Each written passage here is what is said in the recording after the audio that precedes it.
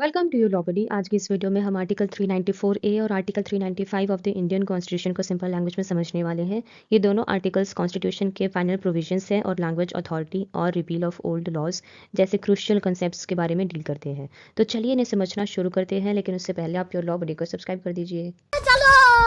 Article 394A का clause 1 कहता है कि प्रेसिडेंट को ये इंश्योर करना है कि कॉन्स्टिट्यूशन का हिंदी ट्रांसलेशन पब्लिश हो जो कॉन्स्टिट्यूएंट असेंबली मेंबर्स के सिग्नेचर्स के साथ हो, हिंदी सेंट्रल एक्ट्स के लैंग्वेजेस स्टाइल टर्म्स के साथ मैच करता हो और पब्लिकेशन से पहले के सारे कॉन्स्टिट्यूशनल अमेंडमेंट्स इंक्लूड हो।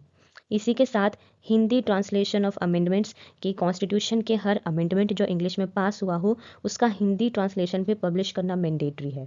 Next we have clause 2।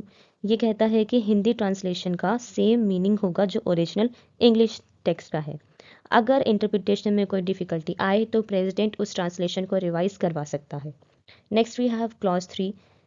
ये कहता है कि इस आर्टिकल के अंडर पब्लिश्ड कॉन्स्टिट्यूशन का हिंदी वर्जन और उसके amendments for all the purposes authoritative text माने जाएंगे हिंदी लैंग्वेज के कंटेक्स्ट में। Next we have article 395 which talks about रिपील्स।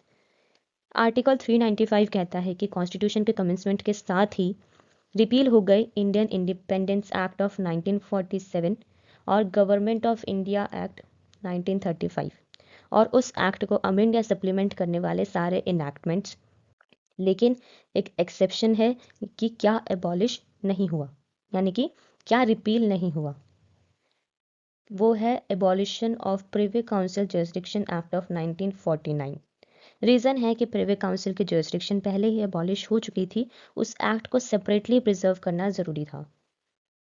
So this was simple explanation of Article 394A and Article 395 of the Indian Constitution. If you found this video useful, do not forget to like, share and subscribe your Lobby for more such legal content. Thank you.